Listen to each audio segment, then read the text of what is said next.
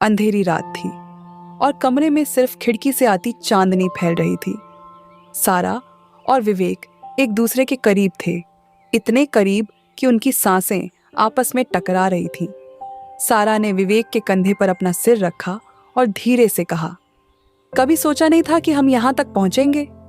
विवेक ने उसके चेहरे को अपने हाथों में लिया और उसकी आंखों में झांकते हुए कहा, कुछ पलों को शब्दों की जरूरत नहीं होती, सिर्फ एहसास काफी होता है।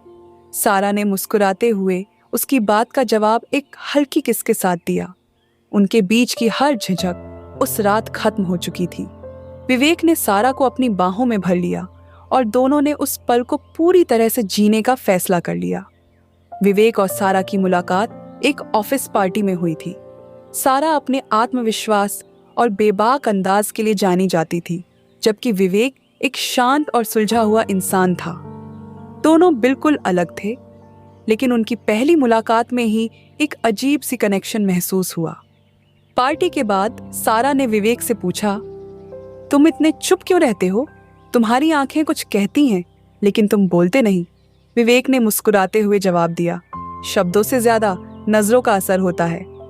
उस पहली बातचीत ने दोनों के बीच एक ऐसी केमिस्ट्री पैदा की जो समय के साथ और गहरी होती गई। कुछ दिनों बाद विवेक ने सारा को डिनर के लिए बुलाया। उन्होंने शहर के सबसे ऊंचे रेस्टोरेंट में एक टेबल बुक की थी, जहां से पूरे शहर की रोशनी दिखाई देती थी। डिनर के दौरान सारा ने कहा, तुम्हारे साथ समय बिताना मुझे अच्छा लगता है। तुम मुझसे अलग हो, लेकिन शायद इसी वजह से खास हो। विवेक ने उसकी बात सुनते हुए कहा, और तुम्हारी आज़ादी मुझे प्रेरित करती है। डिनर के बाद दोनों ने शहर की खाली सड़कों पर टहलते हुए एक दूसरे का हाथ थाम लिया। वो रात उनके रिश्ते की शुरुआत थी।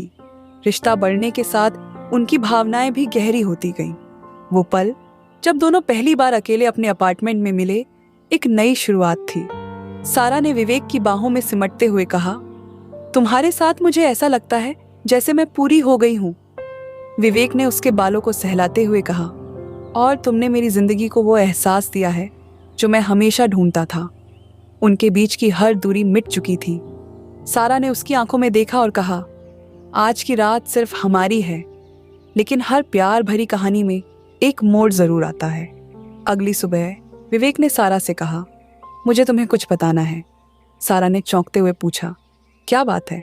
विवेक ने कहा, मैं यहाँ सिर्फ कुछ महीने के लिए हूँ। मेरी जॉब मुझे दूसरे शहर ले जाएगी।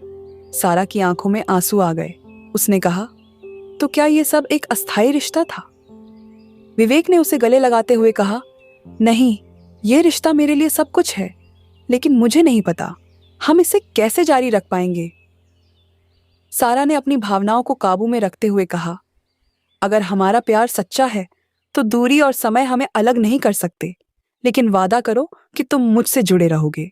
विवेक ने उसकी बात पर हामी भरी और कहा, मैं कभी तुम्हें अकेला नहीं छोड़ूंगा। दोनों ने उस पल को यादगार बनाने के लिए एक साथ तस्वीर ली और वादा किया कि चाहे कुछ भी हो, उनका प्यार हमेशा जिंदा रहेगा। अगर ये कहानी आपको दिल के करीब लगी हो तो इसे लाइक और शेयर जरूर करें। कमेंट में अपनी राय बताएं। ऐसी और भावुक कहानियों के लिए हमारे चैनल को सब्सक्राइब करें।